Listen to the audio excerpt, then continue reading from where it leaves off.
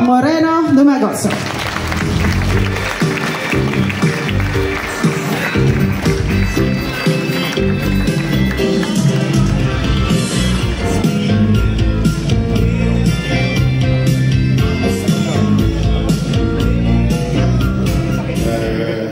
Maraming salamat sa ating minamahal na magaling na, maganda pa, pinakamagandang Vice Mayor sa buong Pilipinas, Vice Mayor Chi Atienza.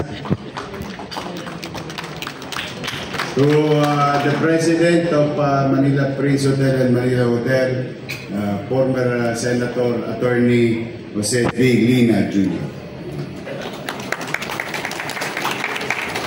Our national agencies partners in today's event, ito yung mga kasama natin na naglilingkod sa taong bayan sa national government, DOTR, PSA, National Museum, DOH, NPDC, Intramuros Administration, LRTA, CCP, DSUD, PPA, NHCP. At mga City Hall employees and department heads, at mga barangay chairman and officials, and tourism officers and volunteers ng turismo ng Manila. Si Jancy, nandiyan si Jancy. Ayun. Walang sweldo yan sa city government, pero ikot ng ikot yan sa city. And thank you very much to the person who made our logo. This is now our logo. Ano nga bang pangalan mo? Ano? Halika, tumayo ka. Yung pinirma ko. Palakpakan natin siya. As you can see, we are about to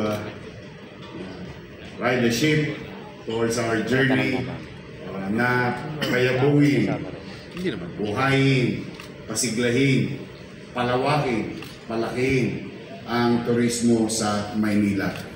With the logo that we wanted to share to each and every one of you of our tourism logo of the city, it depicts most iconic area or bagay sa lungsod ng Maynila. And we were inspired by Nick Joaquin's book, Manila, My Manila, because every Filipino has its ownership also to the capital. Because alam niyo, at certain level or at least some particular time of most Filipinos, meron silang kasaysayan, karanasan sa lungsod ng Maynila. So, ngayong umagang ito ay nagsasama-sama tayo dahil sa direksyon na ibinibigay sa atin ng ating direktor ng turismo sa lungsod ng Maynila, Miss Amanda Cristina Bagaching, short for Crystal. Director Crystal. Pinatawag namin siya kasing Amanda. But, Madam Crystal Bagaching. And before I continue, gusto ko lang kasi nandito maraming mga barangay official. Natanggap nyo na ba yung corn beef nyo? Wala na kayong gastos para sa inyong tanod, sa inyong kagawad, SK, kahit pa paano may mapag-aharimunan. Sa aming mga bisita, yung aming po mga tanod na purga po yan ng sardinas. Ngayon, magbabatuan sila ng Carne Norte. May corn beef sila. Sinigang na corn beef, adobong corn beef. Ilang araw sila mag-corn beef. This is, it came from our friend, Amigo Corn Beef, donated to the city of Manila. 28 million pesos worth of corn beef. 850,000 cans were given to the city of Manila. And I'm very grateful to the La Filipina Uygongko Corporation.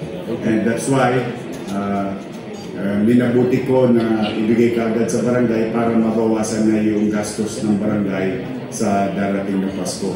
Bagamat, meron ako nakalaan para sa lahat. No, darating na yan. Naggagayak na kami.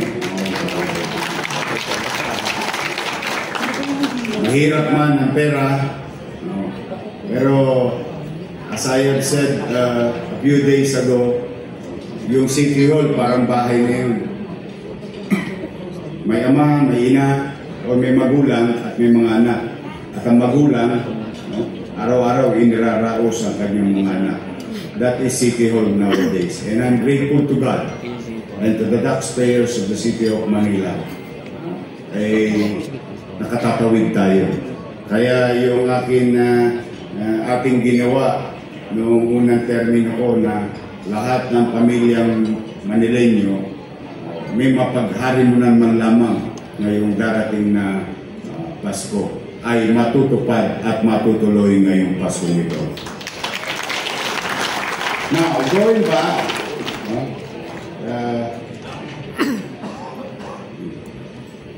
Kenny Tai. O, palapakan niya natin si Kenny Tai. Miss Kenny Tai. Kaya yung logo designer natin. Thank you, Kenny. Going back, you know, when you look at by space, no, ang Manila, parang lumang-luma. Parang pagtitingnan mo, masyado nang matagal. O masyado nang luma. But you know, there is also saying that you can use your adversity in your advantage. Yes, Manila is old, but Manila has a lot of character and history. You may see BGC, ang ganda, no question. Napakaganda ng BGC. Maganda ang Makati. Magaganda. Nakita nyo naman yung magagandang, na-appreciate nyo naman yung magagandang building. Do you all agree na maganda? Yes. Yes. But it has no story. There's nothing there. Tama. Just a corporate building shining and glaring in our eyes. But there is no soul. Walang laman. Walang kasaysayan. Walang kwento. Unlike, no, in any other cities, some cities has also medyo lumapit sa Maynila. But generally, nilagom ng Maynila ang kasaysayan.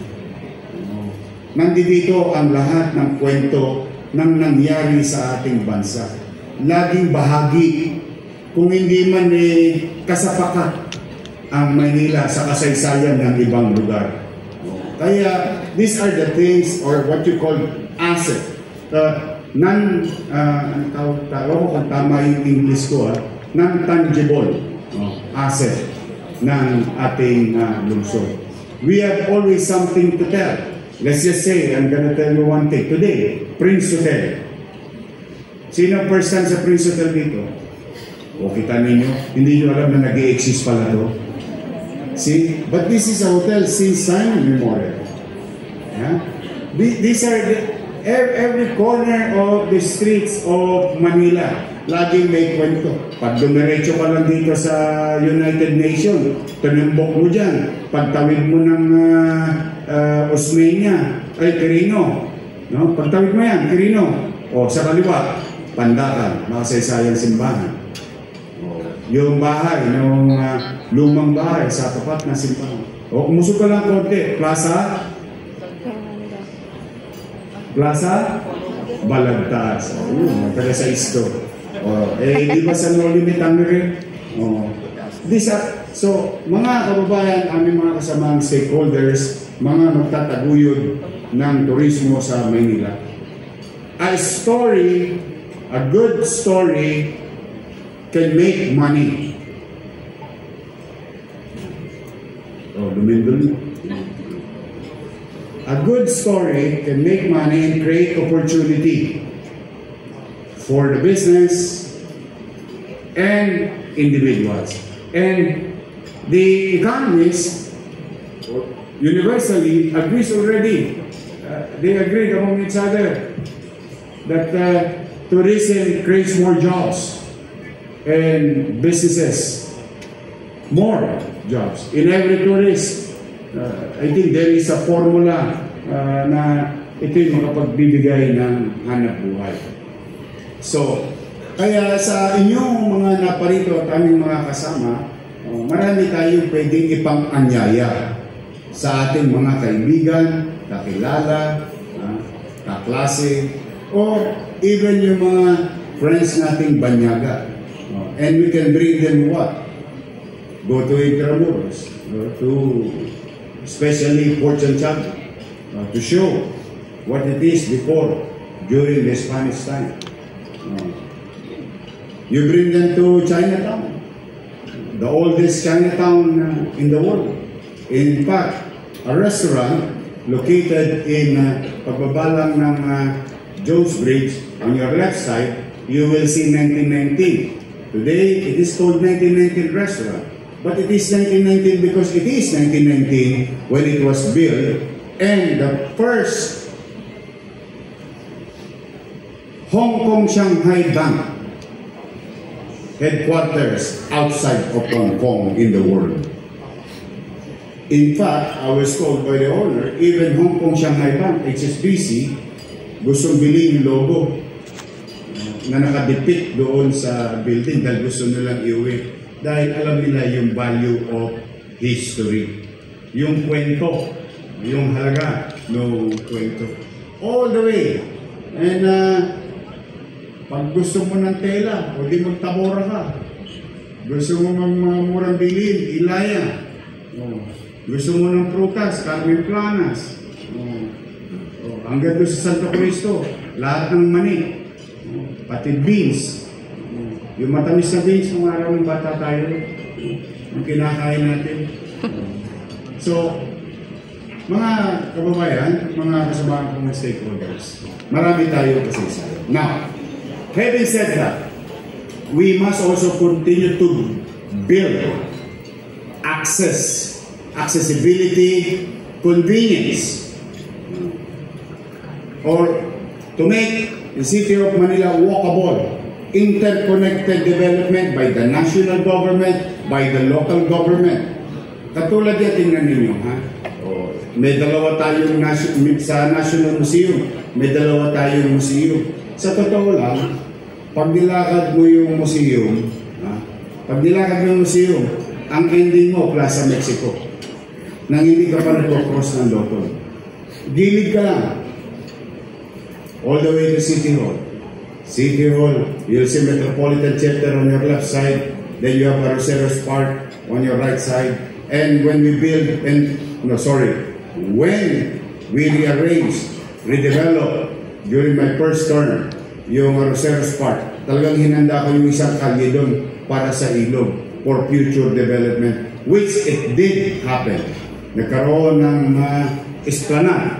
So, you go all the way to esplanade, dire-diretso, hanggang doon sa Plaza Mexico. O tapos kumanan ka ng kaunti, o nagutom ka na, may chowking doon sa kanto, o may Jollibee doon sa kanto, o yung lumang building doon, tapat ng Bangko Filipino Homes, o what you call BF Homes, o dire-diretso ka lang doon. O bago ka kumanan sa Port Santiago, huminto ka muna sa grid, yung pinakaunang gulong na nabubuhay pa ng fire department o doon sa kanto.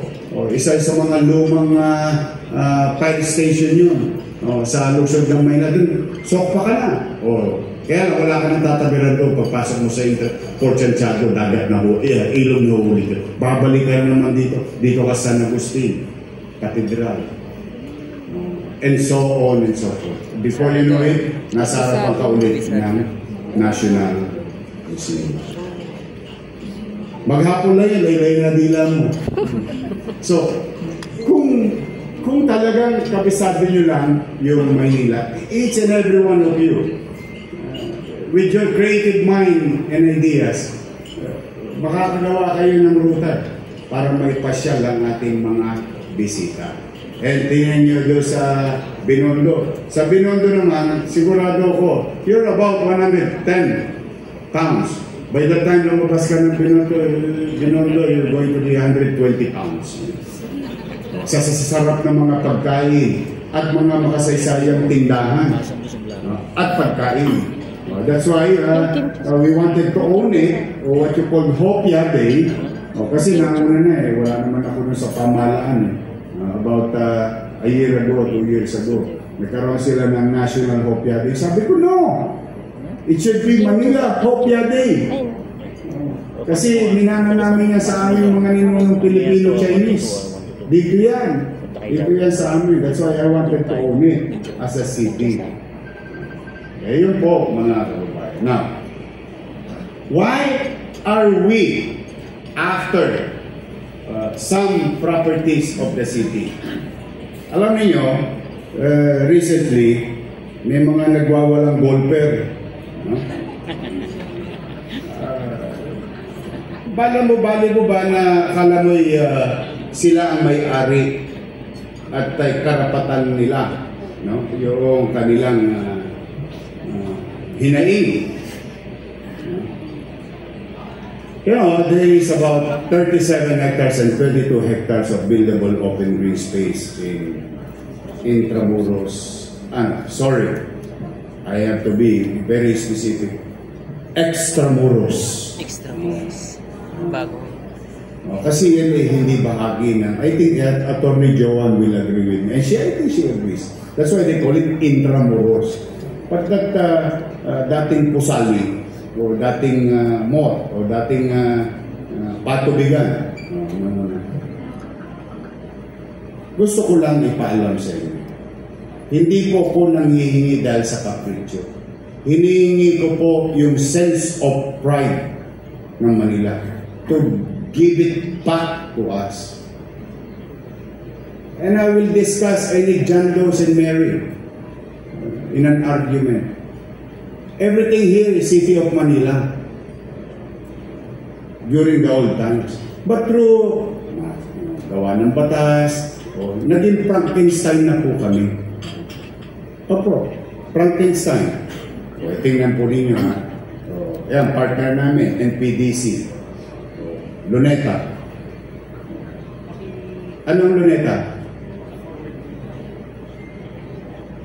Meron bang NPDC ng panahon ni Rizal nung binabaril si Rizal sa Bagong Bayan? It's called Manila. Luneta, Manila. Puerto. Kaibigan din natin yan. PPA. Dahil sa PD 1616, I think, if I'm not mistaken.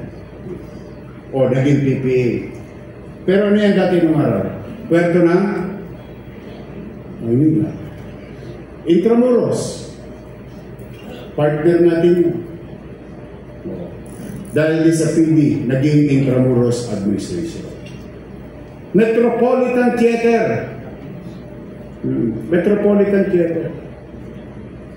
Manila. So my point is, dati naman namin yan. Now, don't get me wrong. Inaagawan ko ba sila? Hindi, itinatama ko lang. Unti-unti na maibalik ang pagtangos ng ilong ng mga taga-lungsod ng Maynila dahil ang may-ari niyan ay lungsod at mamamayan ng Manila. Now, respecting what happened in the past, how can you work around it? Di ba? Alam mo, to create certainty in government, no? Hindi naman pwedeng dadali mo sa country, hawakan mo nga tenga, hawakan mo nga ilong, no? Yes, we recognize. In fact, tingnan ninyo. Okay, may pagtatanong nyo naman yan sa National Museum, sa IA, sa CHESA, name it. NPDs, lahat yan, nakikipag-ugnayan kami. So, that actuation itself of your city government is already recognizing your authority. It doesn't disregard or diminish your authority by us claiming such OM or operation management and maintenance. It's just that, okay, we can live together in harmony, o inyo pa rin yan, o baka naman pwedeng bigyan nyo na ng poder ang lungsod. For example, Metropolitan Theater. Metropolitan Theater. I challenge everyone everyone in this manner. Ito lang look at who owns that. O paano yan napunta sa NCCA? Para sa kaalaman ng lahat, yan po ay naisalya sa panahon na magulo ang mundo at napabayaan ng lungsod ng Maynila. Yan naman talaga meron din kaming kasalanan bilang lungsod. Pero hindi pa po ako pinapanganak noon. Para lang maliwanag tayo. Maaaring iba rin sa inyo dito hindi pa pinapanganak noon. But this is what happened. So napabayaan, natalo sa Korte Suprema, naging pagmamayari ng GSIS. Then, in fairness to NCCA, they bought it from GSIS. Kaninong pera? NCCA. Tama naman, hindi sila na mayari. Ang tanong ko, kanino galing yung pera? Sa taong bayan. So when a person would claim, and this is very dangerous dangerous of character. No, amin yan, akin yan, kami bumili yan. No, don't do that. That is not a valid argument because it's not your money. Now, what we're after, tingnan ninyo kung gaano kami kabait. Sa totoo lang, gusto ko lang talaga. Kasi nga, this is about, tourism is about holistic approach. National agency, organization, private sectors, local government unit. What we're after is that, tingnan ninyo halimbawa, I will, which I did for so many times. Gusto ko makapanood naman yung mga may ihirap namin kababayan ng Philharmonic. Saan ko ginawa? Sa kalsada. Hindi ba sa kalsada ko ginawa? Sa Carpino. Okay naman yun. But there is kami pong mga artista deep inside us. Meron kami tinatawag na yabang. Yung one for the book namin, yung iyayabang namin sa aming sarili, nakapag-perform ako sa Metropolitan Theater. Ano yan? Pangarap yan ng mga artist. At ano yung si Dubiloso kasi nidad niya yung Metropolitan Theater. It's a sense of pride as an artist to play sa makasaysayang Metropolitan Theater. The President and I was in the car yesterday and pagtingin namin, anong tingin mo rito? Sabi ko, Mr. President, okay na ang NCCA na may-ari. Okay lang. Ang amin lamang, kayo po, Mr. President, sabi ko, meron kayong CCP, ang national government. Meron kayong PICC. Ito naman sana maliit ng hotel, baka naman pwede naman kami mag-manage to develop our children, to showcase their skills and talent, their artistic tools and yaman. No? Baka makadiscover kami. Si Freddy Aguilar, kung di ako nagkakamali, isa dyan sa na-discover yung kantahan ng araw na ginawa sa Met, if I'm not mistaken. So, sila pa rin mayari. Total, marami naman kayo doon. Masama bang hingin ko yun? Ito, sino taga Maynila? Taas ang kamay, taga Maynila. Taas yung kamay niyo. Taas yung masama ba namang hingin ko on your behalf? Yung dating atin, at hindi ko nahihingi yung pag-aari. Ang akin na lamang, may magamit tayo. Tama. So napapansin mo, Atty. Joe Lina, Senador, we are not after who owns it. Ano lang yun, yabang lang yun. What we're after is that sana magkaroon din ng opportunity ang Manileño, ang mga batang Maynila to have such jewel. Ngayon, tatawid ako ngayon dito sa nanggigigil na mga golfer, pero sa totoo lang, mga taong gobyerno po yun, nag-golf doon ng alas 3 ng hapon, hindi pa tapos ang opisina. Pag pinilit-pilit nila ako, picturean ko sila lahat doon, ipakita ko sila sa publiko. Nagkagalaiti sila na bakit daw gagawing park. Tingnan yung argument tingnan yung argument. Sabi, dami-dami nyo ng park. Luneta, park. Arroceros, park. Oh, bakit para ko gawin park yung Intramuros golf course? These are, sorry ako, sometimes I call a spade. Selfish comments.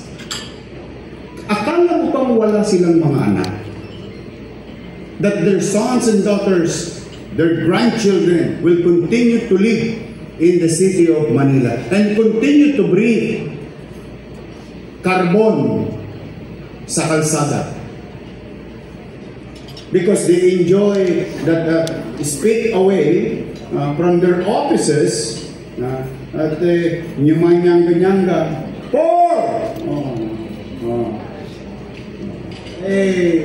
Sa akin lamang po. I don't want to offend anybody. But when you put up an argument, you make sure, lalo public domain or public property, you always look at the bigger picture. Bigger picture or biggest chunk. When you create a program, a project, ang target mo lagi, in a perfect world like Disneyland, the world of make-believe, 100%. In the real world, 50% plus 1 lang. Greatest number, greater number. Minimum requirement sa sarili mo. Yung pakikinabangan ng higit na nakararami. Kung yan po ay magiging available as part, like Central Park of New York, that will be our legacy for our great-grandchildren.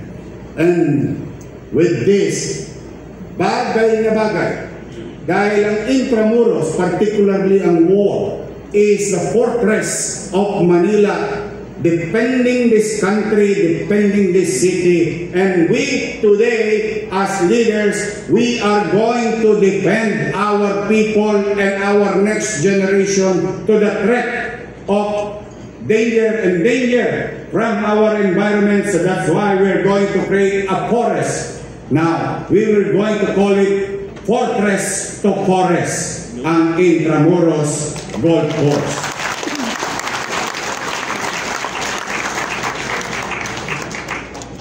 Tingnan niyo naman, baka naman mayor na ikaw naman, kapritsyo lang yun. Pagdidigan natin kung anong itsura, kung ano yung inilaan ng, remember, I did not do this alone. I was with international group, particularly the country that I believe that can be Manila, Singapore. The people of Singapore, some assets of Singapore was utilized to design the entire 22 of 37. Papakita ko na lang yung pictures, huwag na yung flood control. Kasi baka may skandalo pa kayo. Flood control na naman. But I just want you, so that's the old, may pointer ba ito? Ayan ang pagkakatatag ng Intramuros. So I'll make these slides. Ganyan sa dati. At yun yung flood control.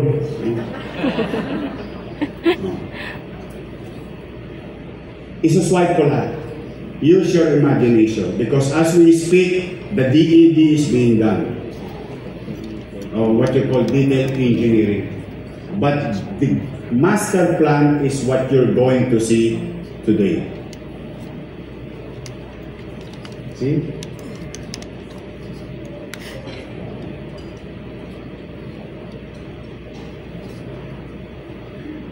At mabilis. Saan ako tatapa? Colleagues? Doon?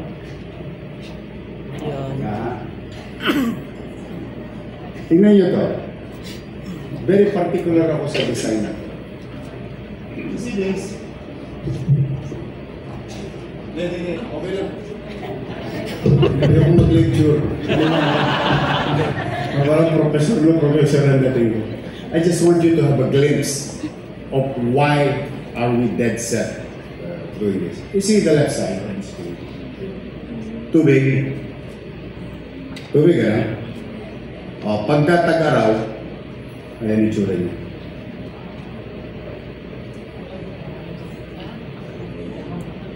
Pag tag-ulan at bumabaha sa loto ng Top Avenue Corner Calao at tapat ng PGH, we can pump out those waters.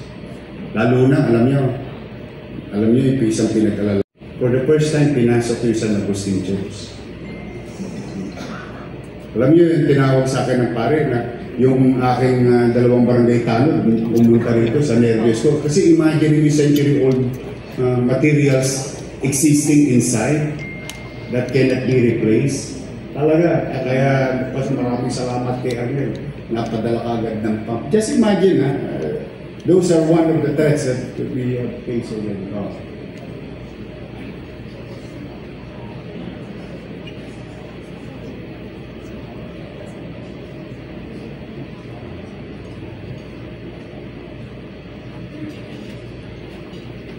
Sino nakapunta ng Singapore? Nakapunta na kayo sa likod ng Marina Bay? So nagkakaroon na kayo ng idea. Naglakad kayo doon? Nagbayad kayo, no? May entrance, ano? Pero pupunta tayo. Samantalang pinaglalaroan lang natin ng Palakan ng araw mga ganyan. But, you know, the magnet to go as tourist, then you pay. Tapos papawisan ka, kakalakad. Nagbayad ka na, pinapawisan ka. These are the same concept.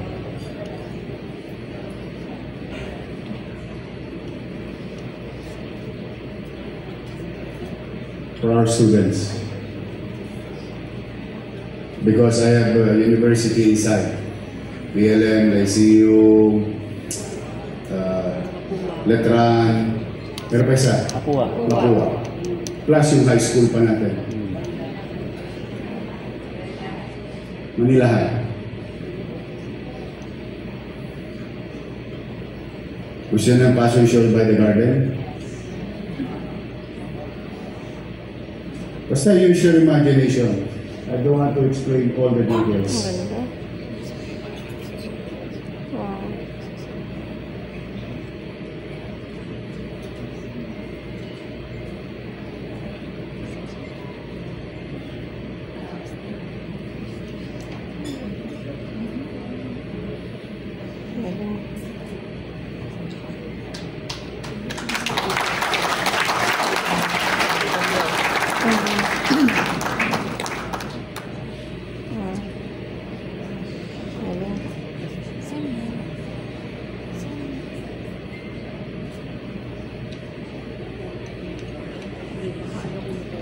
Galing. Idea sa Singapore. Sa Singapore? Opo. Singapore. Galing. Wow. Kasi we made a commitment to Intramuros administration. No movement 6 meters from the wall. Because I want to elevate the wall. Tingnan nyo kung ako nasa Manila Hotel, looking down in Intramuros, with all the forests, gusto ko yung wall city lumulutang sa gabi. Wow. Kaya walang galawan sa gilid at may uplight, you know? It's like in Paris. O nga pala, oops. Paano mag-back? Extramuros. Teka, paano mag-back? Saan yung golf course? May golf course yun. Basta somewhere, patting hole. Sayang naman. Makapag-pat pa rin sila. Anyway. Okay na. Sige.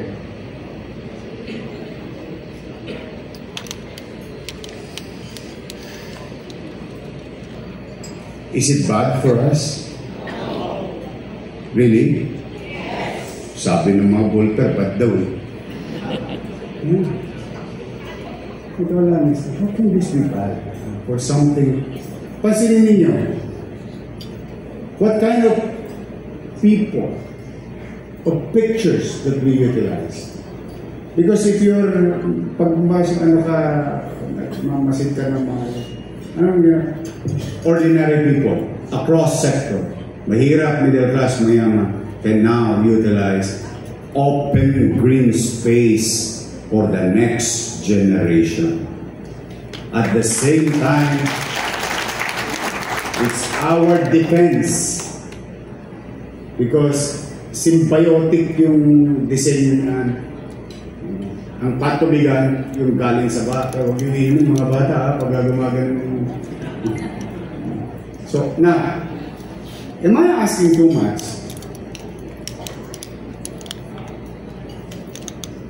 Sometimes leaders should be dreamers. You have to be magician. You have to be creative. You should not be a passive on doing things. You have to be aggressive because people are dying with flood. Properties are being destroyed. Animosities among each other because of that situation. It created so much hate among each other. We keep on pointing fingers to people. Now, let's always, sabi ko nga, adversity in our advantage. Yung pagsubok natin, gamitin natin bagay na makabubuti para sa lahat. Now, I have no quarrel with the golfer. I'm a golfer. I stop. Marami na kasi ngayon na pagulong-gulong na yung bola ko. Wala naman akong practice. Wala akong time. But even golfers, I mean, yung talagang praktisado pa, will not play there. Kasi short course yan. It's supposed to be parang leisure lang ng mga ilan. So I have nothing against them. Let's do this. Ang dami namang golf course sa Laguna. Ang gaganda pa yun. At kung saan pang iba. Let's give this back to Manila. Now, moving forward, to brighten up your days. Magagawa ba natin to? Yes. Pumayag lang ang national government. Pumayag lang sila. Why? As I have said kay Senator Lina, may mga batas na nagawa sa lumang panahon.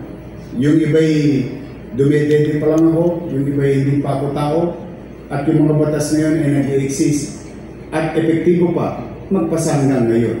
Pero itong mga kautusan at batas ay maaaring baguhin ng partikular na liderato. Kung hindi ipagdadamot ng mga ilang ahensya na maibalik sa mamamayan at pangkalahatan. So, not until they agree, we Manilans will continue to swim sa Agua de Mayo, Hunyo, September. Because I don't think with the mess happened to us all over the country, that flooding. Alam niyo ba hanggang ngayon yung mga taga-Paco? Tag-araw na halos, pero yung mga taga-Paco ngayon as we speak, binabaha dahil nasira yung flood control doon sa lugar na yun. O hindi nyo ba dapat ikalugmok yun? I already talked to DPWH. But the thing is, mga Batang Maynila, huwag kayong manahimik. Samahan ninyo ko. Ipaglaban natin to.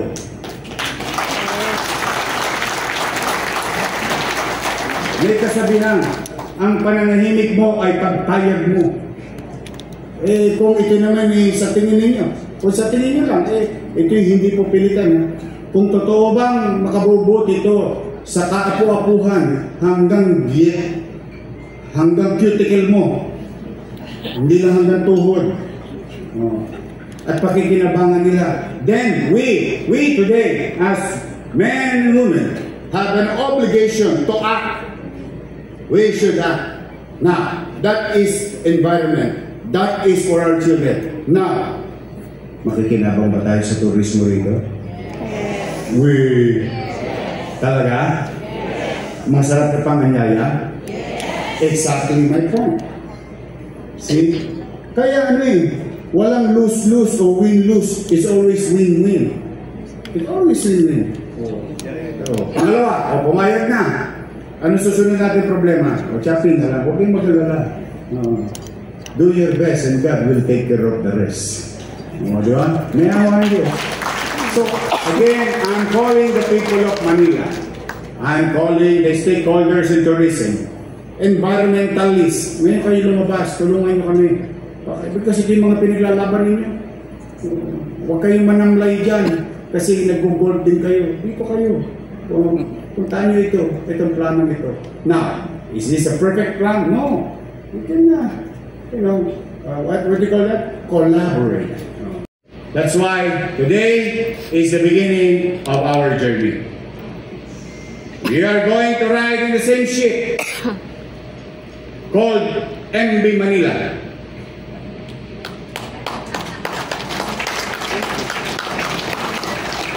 And that journey, ang tutunguhin ay mapaunlad, mapalakas muli ang turismo sa lungsod ng Maynila.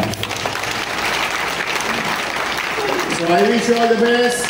Merry Christmas! Hindi pa. Let us not hate each other and let's be reminded of our parents' payo. Yung payo sa atin ng mga magulang natin. Ang diwa ng Pasko ay dalawa. Pagbibigayan. Nagbigay na ako. Pagbibigay, kung may sobra kang kaunti, share. You put a smile in the face of another human being. That is the diwa ng Pasko. Pangalawa, pero pinaka-importante. Especially today, yesterday, last week, at simula ng bumagyo. Sabi, pagmamahalan. Manileño, let's stop hating each other because of the situation. Let them pay the consequences of their actions under existing laws. Yung mga nakisapakat na yan sa flood control, papanagutin natin. Hayaan natin na tumakbo ng maayos ang batas. But we should not halt. We should not stop. And we should stop hating each other. Walang niya ka, kulay ganito ka. Kulay ganyan ka. Kulay. Anong kulay? Isa lang kulay natin. Kayo manggi. Medyo tisoy lang ako. The same color. Pilipino. Kaya, ngayon na natin ipakita, tinuruan na tayo ng season, binigyan na tayo ng pagkakataon, stop blaming each other because of mere association. Why? Will you gain from it? No. Matotoxic lang ang buhay mo. Kaya pinakikita mo yung kiniinisa mo. Makukonsumi ka lang. Bakit makukonsumi yung sarili mo? No. This season, I encourage each and every one of you, people of Manila, at least dito, man lamang sa Kapitolyo ng bansa, dito may kapwa-tawad. Dito, marunong mag-unawaan. At dito, kahit na kami iba-iba ng paniwala, may respeto kami sa kapwa namin, Pilipino. At mahal namin ang isa't isa dito sa lungsod ng Maynila. Yan ang ipahiral natin sa Paskong darating. And continue to pray that God will provide, that the sun in the eastern border will shine again in the city of Manila come 2026. Magandang araw. Pagpalain nawa kayo ng may kapal. Manila! God first. Thank you.